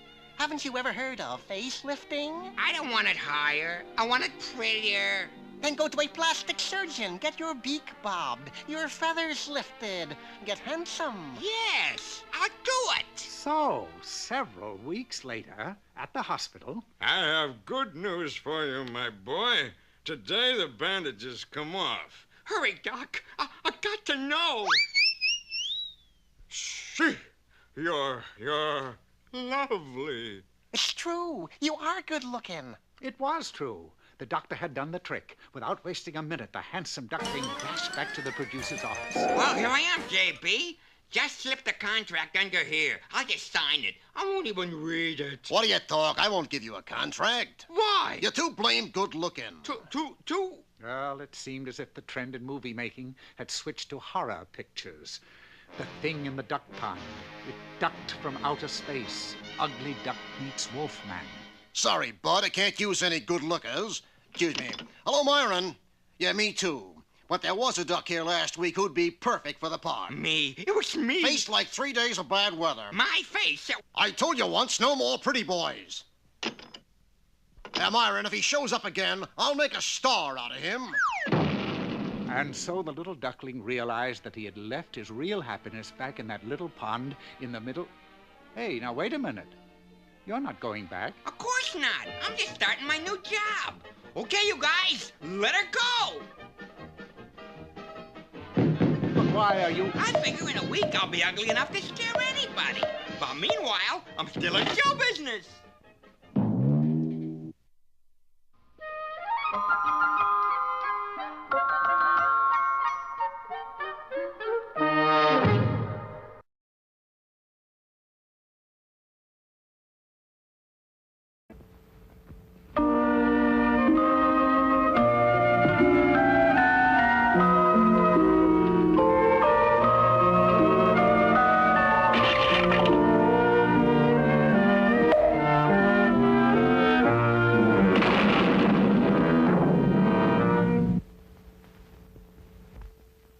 Once upon a time, there was a witch named Griselka who chalked up a very enviable record when it came to witchery. I hereby cast a spell upon you, and henceforth you shall be known as Sleeping Beauty.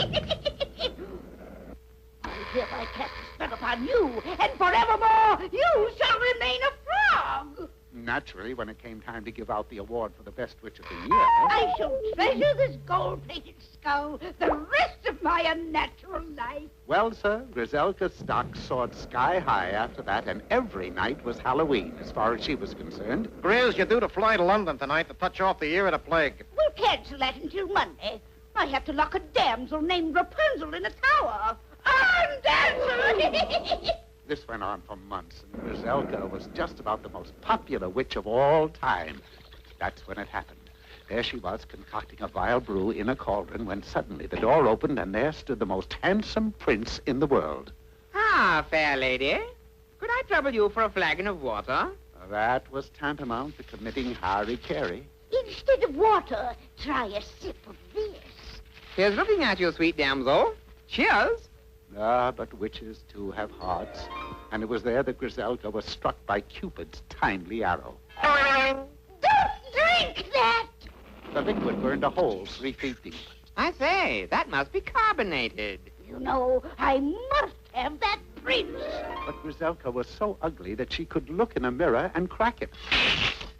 But it's a poisoned apple you're supposed to send to Snow White. You sure it isn't a poisoned watermelon? Look, Grizz, yesterday you changed a bat into a bunny rabbit. You better go see a doctor. There's no doubt of it, madam. You have an acute case of amoritis. Is that anything like the 3-year itch? Madam, you are in love. L-U-F, love.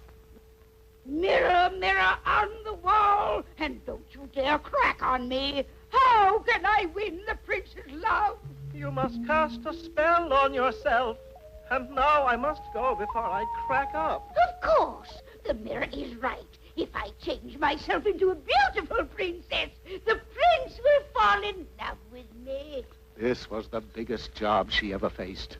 For 2 weeks, she boiled wolfbane, mice wings, and gruffy powder in the old, reliable cauldron. And finally...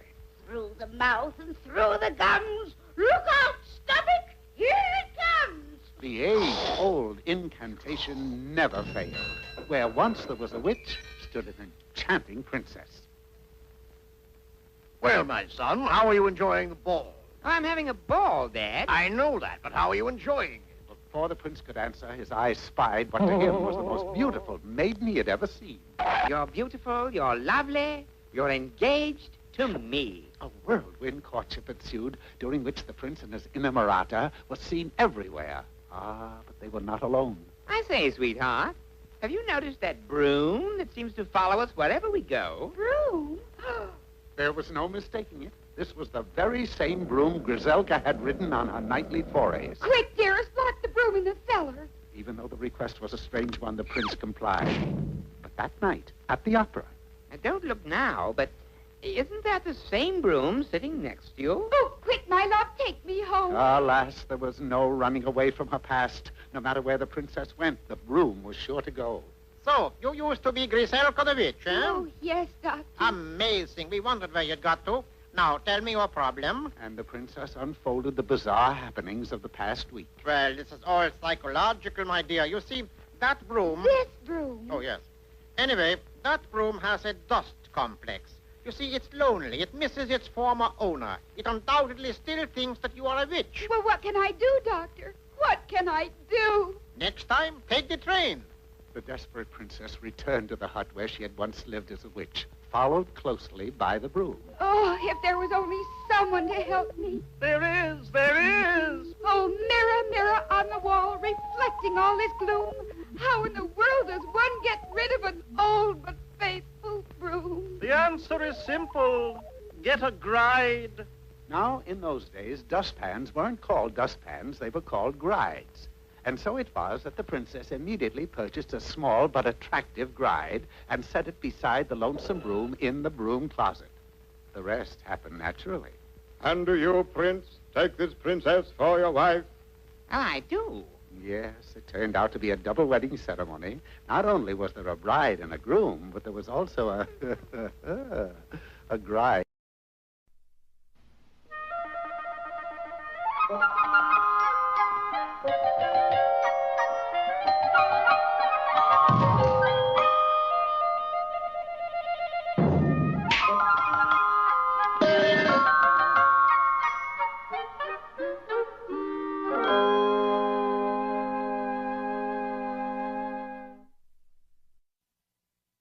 Once upon a time, there was a thumb.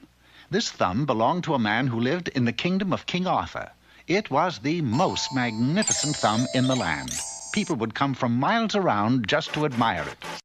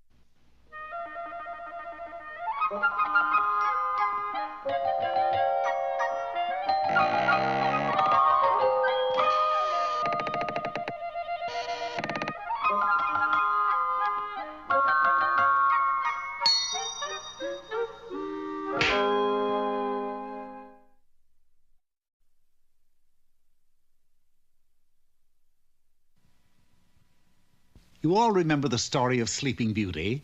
How as a baby she was put under a spell by a wicked fairy, how when she had grown up she pricked her finger with a needle and fell into a deep sleep from which she could be wakened only by a kiss. You remember, too, how a fence of thorns grew round the castle to prevent anybody from entering. Anybody but me, that is. And just who are you? A prince, naturally. Don't you see the robes, the crown? You want to see my ID card? Well, how do you enter the castle? Easy. I haul out my trusty broadsword and... They don't make broadswords like they used to. The prince was distraught. What was he to do? I'll show you. These they make like they used to. The prince made straight for the tower room. Sleeping Beauty, I've come at last. With one kiss, I shall waken you and... Wait a minute. Awake, she's just another princess. Asleep, she's a gold mine. I can see it now. Sleeping Beauty comics, Sleeping Beauty hats, Sleeping Beauty bubble gum, and biggest of all, Sleeping Beauty Land. Sure enough, the castle was soon made ready as a great tourist attraction. There was Moat Land. Have your X-coupons ready, please. Have your X-coupons ready. There was Entrance Hall Land. Y coupons, please.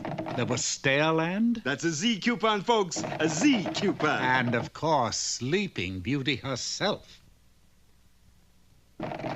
Sleeping Beauty Land was clearly a great success. 1,000,001, 1,000,002. Sorry, the castle's closed till 8 a.m. Hold it, Junior. I'm Yolanda, the wicked fairy that puts Sleeping Beauty to sleep. Well, that calls for some free coupon books. Books? Nook, I want half of this whole setup, or else. Else what? Else I use my magic powers to wake her up. Well, now, we can't have that, can we, partner? And you are my partner, and a charming one at that. Now, wouldn't you like to see some of our Sleeping Beauty Land? Why not? Just step this way to Dungeon Land. My, this is spooky. Well, it's very popular. Some people stay here for a long, long time. How does it work? Well, I put these around your wrist, you see? Yes? Then I leave. Well, have a good time. I'll see you in a couple of years, kid. So, once again, the prince was in business for himself. 1,064,000, 1,065,000. Hiya, honey. You're back. You broke the chains. Yeah, they don't make them like they used to. Well, partner, how about trying our special submarine ride? Keen. The cement is just a safety precaution. The city makes us do it. I like the way it squishes between my toes. It's quick drying, too. There. Not squishy now, is it? If I like this one, can I go again? I'm afraid not. It's more of a one-way ride. So the prince was once more without a partner. 4,000,002, 4,000,003. Hello, I'm back. That ride was more fun, especially that first part. But... Imagine, half of all this is mine. Yes, including the souvenir sales. Souvenirs? How much do they sell for? Well, this one is 75 cents. This one is $1. This Sleeping Beauty cowboy lasso is only $1.69. Now, let's see. Carry the 4 and... Say, you're in luck, little lady. I am? You betcha. You also get the official Sleeping Beauty Land moon rocket as a bonus gift. Goody. I've always wanted a... And the clever prince had apparently solved his problem. But soon he had another one. For the next morning, the crowds outside the castle were smaller, and the next day, smaller still. Clearly, Sleeping Beauty was a slipping beauty. And the prince was very sad indeed.